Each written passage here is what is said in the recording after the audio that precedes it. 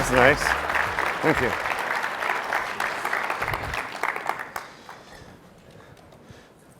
Well, thank you very much, Robin, and let's put our hands together for Robin for doing an awesome job with this conference and the board. As introduced, I'm here with Chief Laforme, or GIMA Chief. I think there's a little bit of, go back to the history on this. In the town of Caledon, we're part of the Agendas Treaty of the Mississaugas Treaty Agreement, which was done in 1818.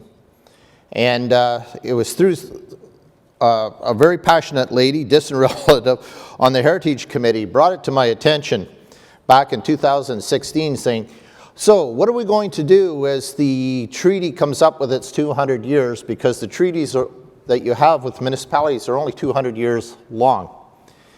And I said, well, I kind of thought when I went through our Peel County history book that it was not till the mid-1820s, because it was a while for Shinkuzi Township to get all the agreements for the landholders. And she said, no, I think you better go back and do your homework. So I did. And what I did find out was, yes, it was 1818. We reached out to the Mississaugas. They invited us down to Hagersville for a 3-day session. I could only make 2 because I had a budget, passed the regional budget the last day. But I did attend to learn a lot of what it was. And treaties, and through a wampum belt is between the municipalities. I guess we should have had the wampum belt here to show everybody. I but forgot it. So we're going to explain it to you. And what it means is, with the treaties and agreements that we have between the municipalities and our First Nation treaty holders, is a wampum belt is 7 generations or 200 years. So the belt is quite much as symbols, and maybe you can explain a little bit, but I think Chief's going to hold me. It's about 7 rows of beads, and what it is there's generally it's in 2 colors. Ours is blue and white, and basically one represents the Indigenous person on it, and the other one represents non-Indigenous, and it's basically a friendship of peace and how we can work together over 200 years. How am I doing? Pretty good, pretty good. So let me say first and foremost, it's great to be here and share the stage with you, former mayor. And if anybody's wondering why I'm so colorful today, I knew I was going to be sharing the stage with the former mayor, and I didn't want there to be any confusion about who was who. So we did invite, and we invite a lot of people to come out to our powwow and to come out to our 3-day gathering to learn about our history and about us, and make friendships and start to get to know each other. And that's what we did with your region. And you came down, stayed 2 days, and I only stayed 1. but anyway, then we got a call to come visit, right? And I mean, there's obviously a little more in between that. Yeah. But we got a call to come visit, and I was very pleasantly surprised to, I forget what was the day? Caledon Day. The Caledon Day, yeah. In June of 2018. I was very pleasantly surprised when the wampum belt was presented, and it was done through if I can say your yes. ceremony side, not my ceremony side. So when we did it, we had the anthem. We had a beautiful young lady sing a song, and it was very much a Canadian process. And then they presented the wampum belt to me, and we accepted happily, and we've been forming a relationship. There's more to talk about, but back to that. We accepted it gratefully, acknowledging that we're going to be friends and allies and figure out what the future holds and what that means. But the other thing is that when the important part about that thing was the ceremony process. You see, Allan presented the wampum belt to us through a Canadian structure and a Canadian ceremony, which is good because Allan doesn't know my structures and my ceremonies. I had another wampum belt, a friendship belt, presented from an organization in the past, and for some reason they went out and found an elder and a teacher, and they did it through my ceremony. They did it with the pipe and the smudging and the drum. And so, they, in my opinion, they went from here all the way over to here without understanding what was over here. So I had to call them up and say, hello, we did a ceremony of respect and friendship. Where are you? I haven't seen you. And then I had to explain to them that if you had conducted the ceremony under your processes and what you understood, that's great. That means you know where we're at, and we'll move along until you're ready to do a ceremony through our processes. But if you're going to jump over here, you're telling me that you're ready now, and I will hold you to that. So we've had a good relationship, and it's been growing, you know, and we haven't got to the point yet about talking about the MOU, but we can do that next. But there is, I asked Allan, how did you come to know about us? And he told me a great story. Would you mind sharing that story real quick? Yeah. Yes, so like a lot of us, our family, you know, I'm from pioneer stock on both sides of my family, and in 1820, James Thompson settled in the Terracotta area, which is part of our region. And both he and his wife, you know, settled, and when she had her first child, it was a bit of a difficult birth. But the Mississaugas in the immediate area were the ones that helped get them through the winter with the baby. And it's in letters and documentation, and it's always been carried down through my family just how important the First Nations peoples were to the first settled homesteaders in the area. Very welcoming part of the community. And you did farm in, you know, in Peel till, you know, within the last 100 years, you did move down where you were, but for a long time they were partners in the community. So well, we didn't so much move as. all right, but that's another story. That's another story. But yeah, it's. I just thought that was a great anecdotal story of the relationship in the past and remembering those ties that were there, because you know people say, well, why be friends with the municipality or with the city or whatever it is? But you know, if you look at the responsibilities of a government and a municipality is to look after the people, look after the resources, and do that type. That's my job too. I mean, certainly the fact that municipalities play more and live more in the provincial world, and First Nations live more in the federal world, gives us a unique ability to work together and try to bring both those worlds together and accomplish, you know, goals that we can both do. So I'm very excited about, you know, and one of the things that I do after we sign an MOU is sit down and say, okay, now what can we do? You know, what can we do for the Indigenous people who may live on this land? But what also can we do for all the people that live on this land? Is there a project? Is there something we can accomplish that speaks to the good of everyone? Because, see, as a treaty holder, we have obligations, yes, to the lands and waters, but we also have obligations to everybody who lives and plays on those lands and waters. So even though I'm the chief of the Mississaugas of the credit, you know, I still care about everybody that's on our treaty lands. And as a human being, you know, one of my major focuses is how do we leave the world better today than we found it when we came into it? So, you know, partnerships can do that. And I think through that partnership, Chief, it was as municipalities, we're the parallel. Part of the wampum belt and the treaties is as municipalities, we are now the stewards to take care of the land that they have given us the ability, given us the right to be able to take care of. And it's our responsibility, but to do that, and especially with Bill 23 now in effect, we need to build a stronger relationship more than ever with our First Nations. We really do.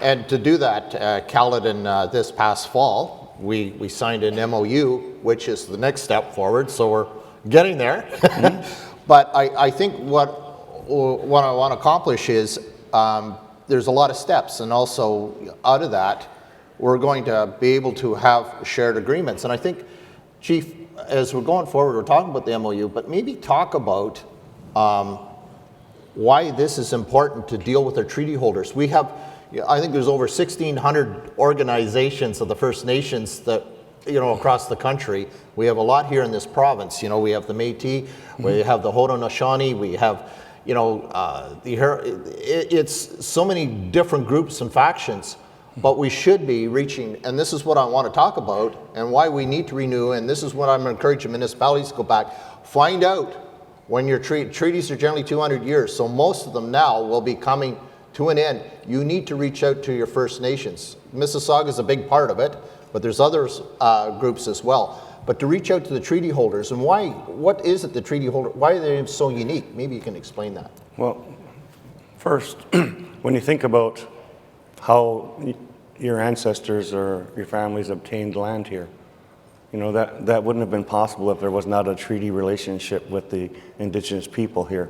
And so that treaty that was signed on behalf of all the people here, because everybody's under treaties, let you know how you came to be where you are today.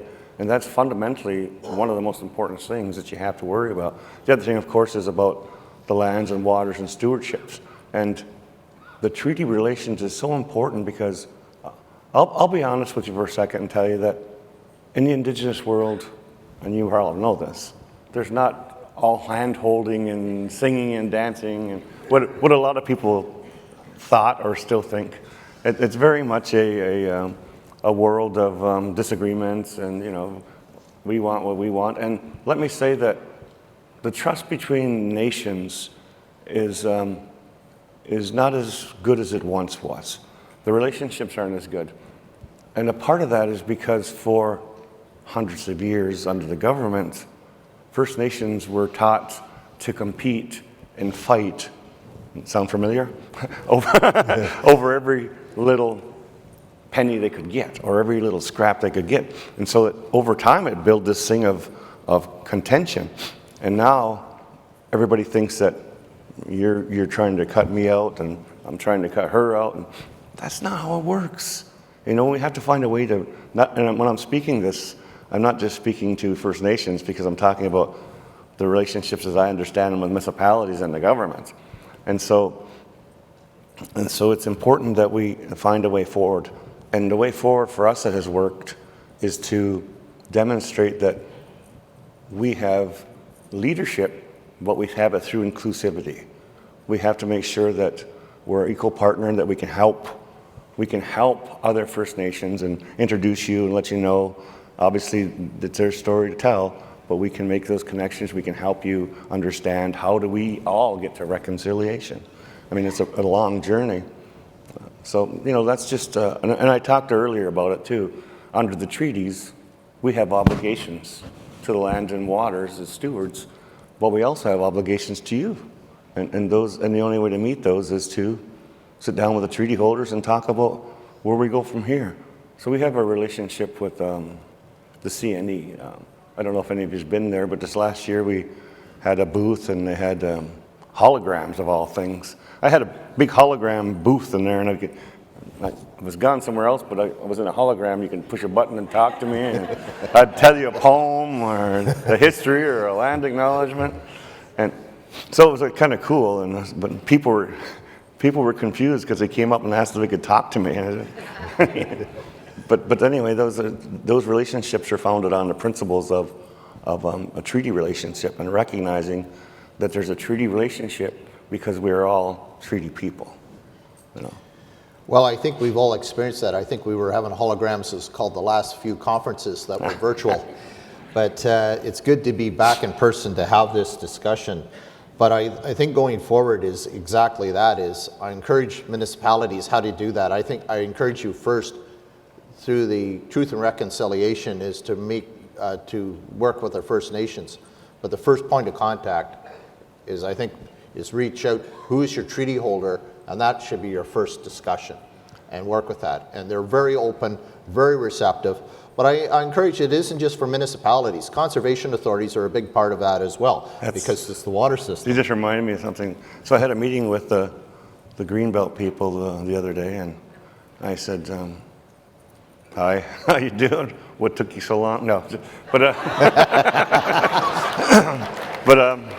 I said, do you have a First Nations partner? And he goes, no, you need one. I said, when things like what are happening now happen in the Greenbelt, I said, a First Nations partner stewards of the land and the Greenbelt Act. Look, Greenbelt isn't perfect, but it's a better than nothing. And the fact that they've spent so many time and energy focusing on the Greenbelt and making that better for habitat and wildlife, and the environment itself is impressive. And I said, I'd like to be your partner on this. So the next time there's a bill like this one, we can work together, and because they have strengths they bring to the table, we have strengths we bring to the table, and together we're stronger. And the same thing applies with municipalities and First Nations.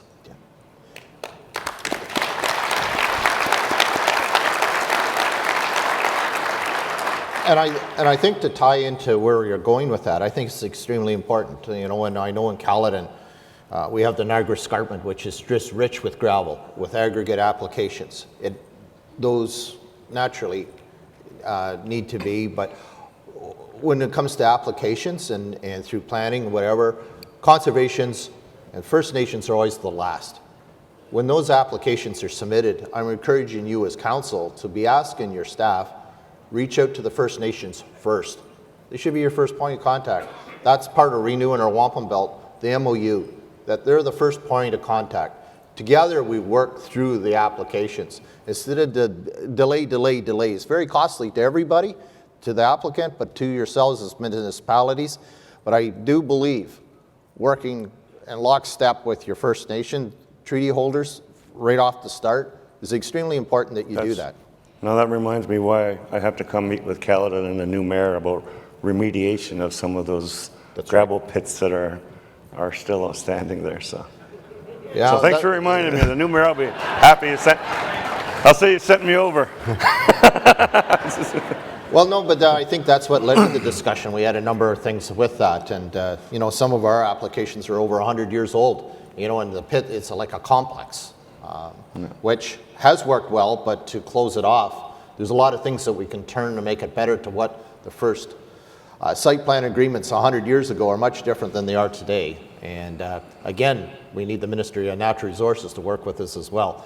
But again, the holders of those licenses are very agreeable, but we need you to partner, but we also need to somehow find M&R if there's somebody home to help us get there too. and we have to remember that I had a meeting with tourism of the region. We sat down, talked about tourism. It was my first invite to the tourism of the region one, but so I went to it and we talked about commonalities and concerns, but it's interesting because tourism has to find a way to work together, because it needs a broader umbrella than I look at now.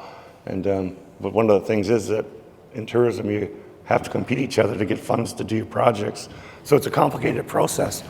Excuse me. But one of the things I said is if you realize and understand that in this time, in this moment in our world, relationships with First Nations are not only the right thing to do, they're a huge benefit in most issues and areas. Even when I go speak at law students at the beginning of their term, I tell them a lot of things, but one of the things I tell them is take something that has to do with the Indigenous worldview or Indigenous people, because no matter where you go or what you're involved in, you're going to come across issues and concerns and things that involve the Indigenous people.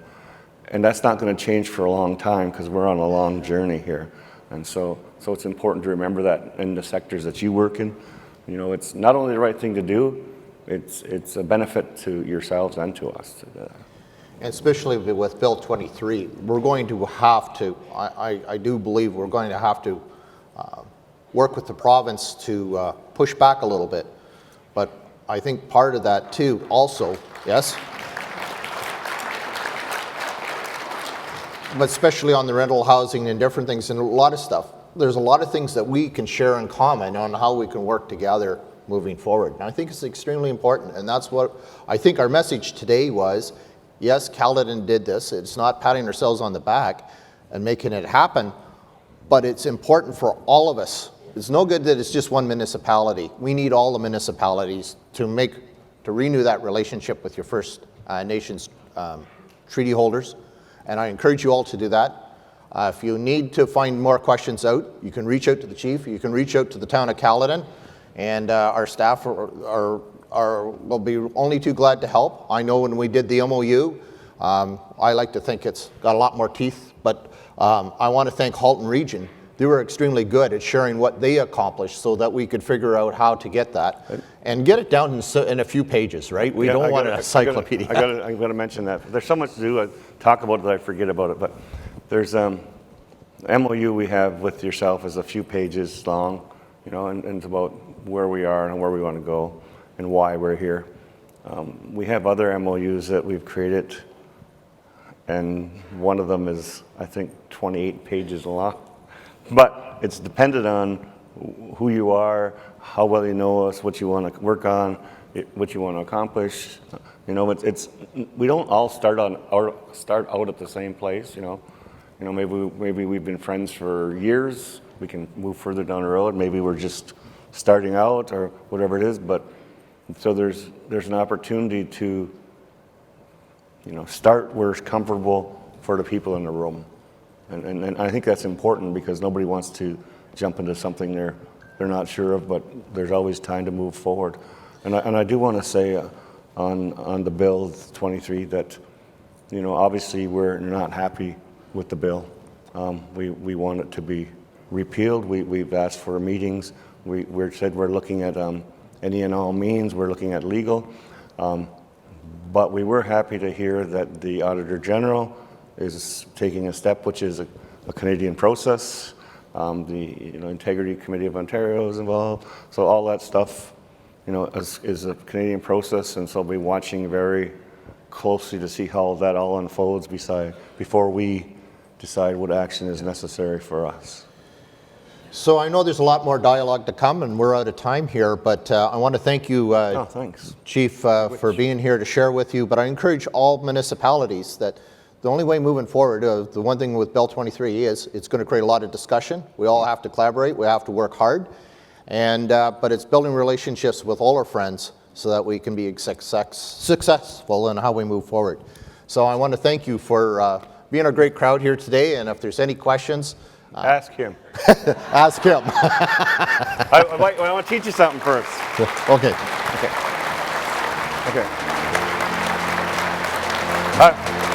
I'm not one to interrupt applause, believe me, but I wanted to say something first. So in our language, they say ani, which basically means hello. So if you join me, ani. Ani. And for thank you, we say miigwech. Miigwech. And since we don't have a word for goodbye in our language, we say, and I'll shorten it for you, we say bamapi, which means I'll see you again later. So bamapi. Bamapi. Thank you, Allan.